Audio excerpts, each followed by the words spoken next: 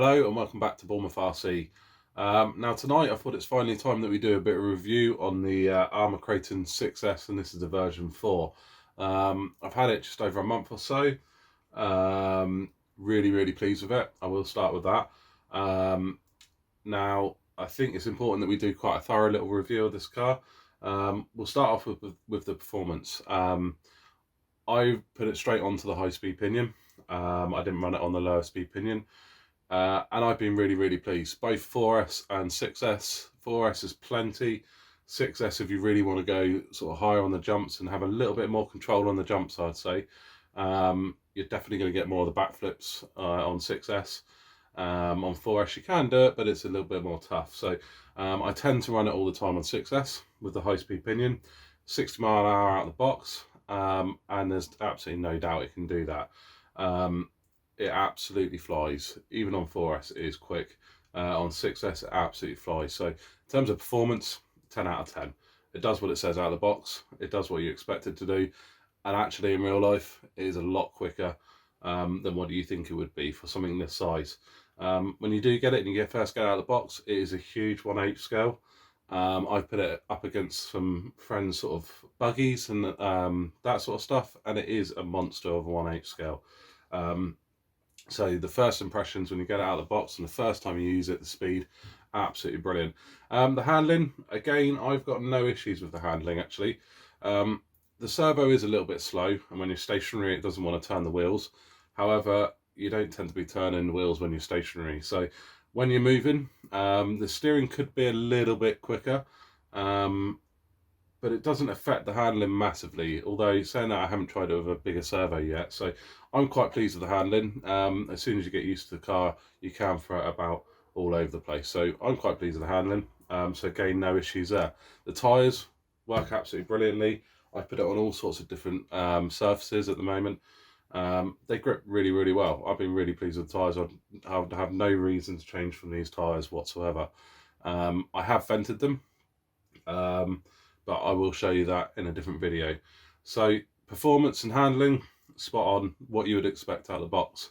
So I've been really pleased.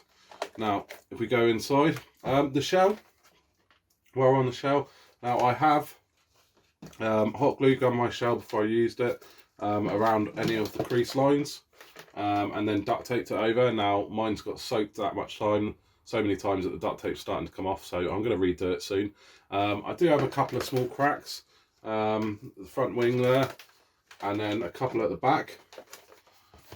So I don't know if you can see that, there's a small crack there.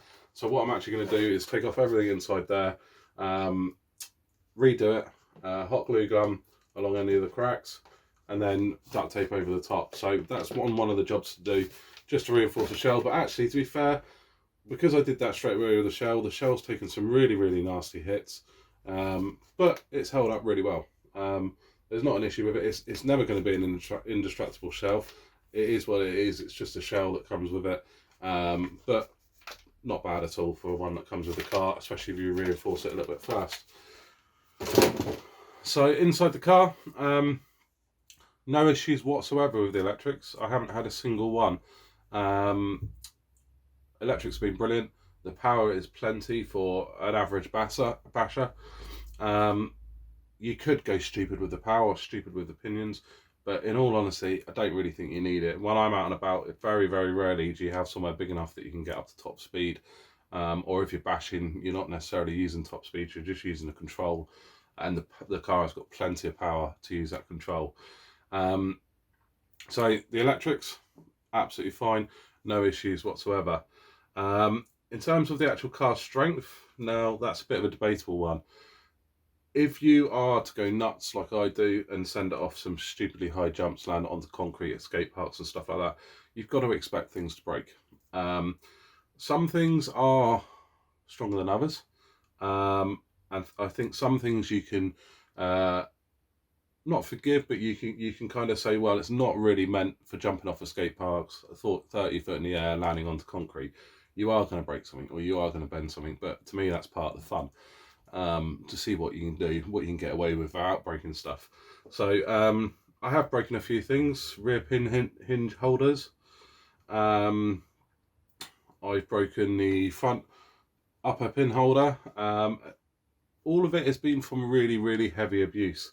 So if you're going to get one of these cars and expect to give it really heavy abuse, expect to upgrade it. It's quite a simple thing, really. They are very good value for money, in my opinion.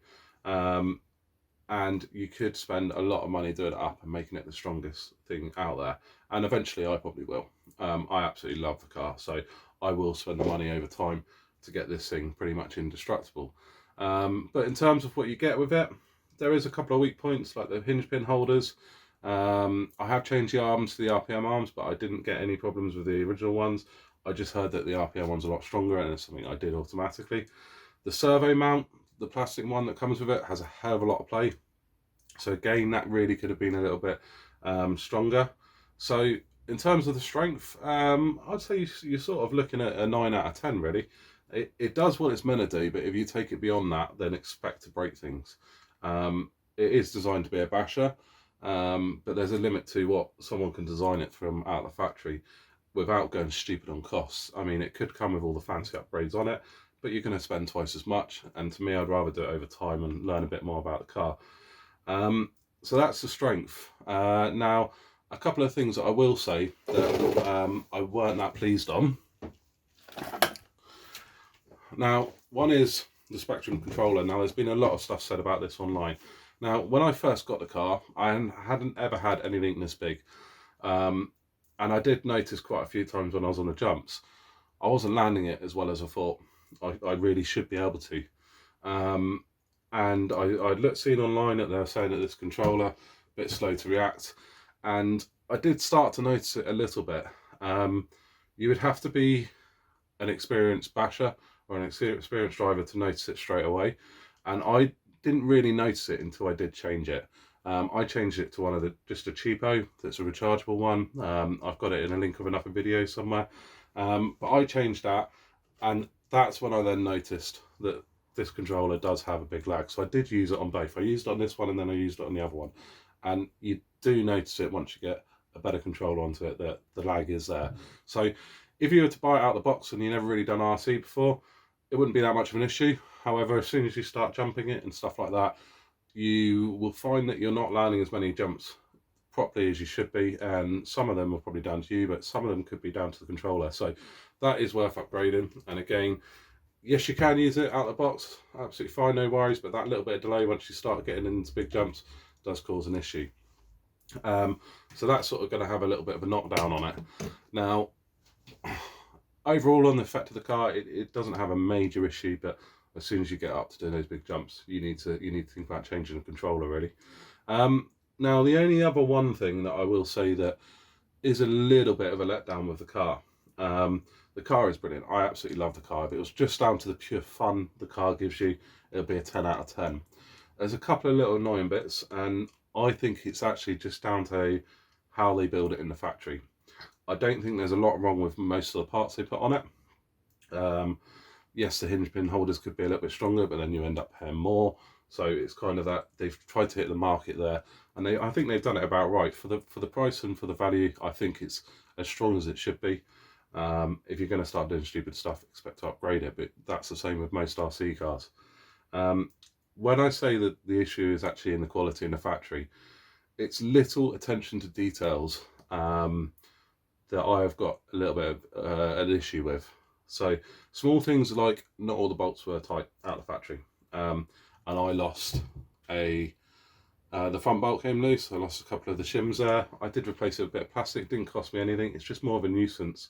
What did cost me money was the rear diff. When the rear diff, the pinion and the crown wheel weren't tight enough meshed, that did cost me money. That cost me £40 probably to fix, which again isn't a huge amount, but it is enough to notice it. The annoying thing with that was it could have been fixed at the factory. It could have been set up properly for probably just a couple of pence. So I think it's those couple of little bits that Arrma have a set amount of shims they put into their diffs, internal and external. Every diff, every component will have a tolerance, will be made slightly differently. When they put it together, they put it together for the average car, and that's fine if you've got the average size diffs, the average size components. yours will be shimmed up correctly. However, if you're not in that average, in that very small in the middle bracket of when they make those components, you won't be shimmed correctly. And it's that attention to detail. If they had a bag of shims when they're putting those diffs together and actually made each diff suitable and tight for each car, then you would never get a problem, I don't think anyway. You would still get problems here and there, but it would eliminate a lot of the problems. Now, I've re-shimmed my diffs. My centre diff was different to the front and rear. The front and rear were quite loose. The centre was a little bit loose. So I actually put less shims in the centre, and that made that nice and tight. I then I added 2 shims, sorry. I did add 2 shims, but in the front and the rear I added 4 shims. Again, that's on another video. So those little small attention to details I find a little bit annoying. If the person who was sat in the factory had been trained a little bit better, in my opinion, and added a couple of shims where needed, then you wouldn't get the problems, and it would eliminate that problems. Now, they may well be robot made, and they may well just be a set amount of stuff, so it might not be possible, but if there is someone in the factory making up those diffs, then to me, have a pile of those shims. You buy them in bulk, you're going to pay less than a penny a shim, and I'd much rather pay the extra, probably 20p it would cost on the car to not have that problem.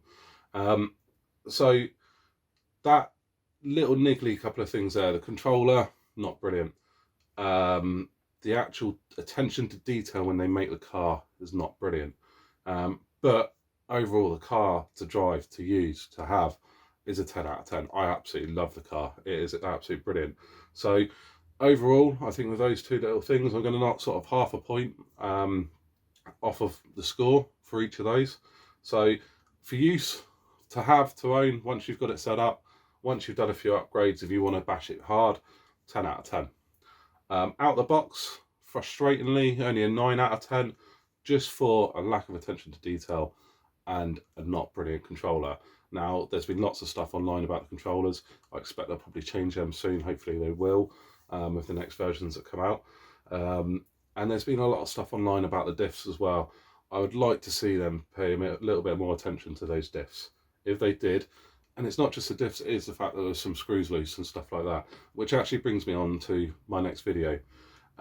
So one of my next videos I'm going to do is what I think you should do to an Arrma Kraton when you take it out of the box before you use it. In my experience, I've had this one a month. If I'd done some of the stuff that I'm going to tell you about, it would have saved me money, it would have saved me time, it would have saved me frustrations out when I've been out bashing. It's not a requirement, you don't have to do it. I took it straight out and bashed it straight away, but I regretted doing that. I wish I'd done a couple of little things that I've learned over the time. So next video is going to be on that. But as I say, overall out the box, this car's a 9 out of 10. Once you've done a few fiddly bits with it, it is a 10 out of 10, but you shouldn't really have to do those fiddly bits with it. So 9 out of 10 overall. Let me know what you think in your comments below. See if you think, I want to know if you think I've been fair. To me, those niggly little things are frustrating. Let me know what you think. So 9 out of 10 out of the box, but you can make it 10 out of 10 very quickly. So that's it from Bournemouth RT tonight. Thank you very much.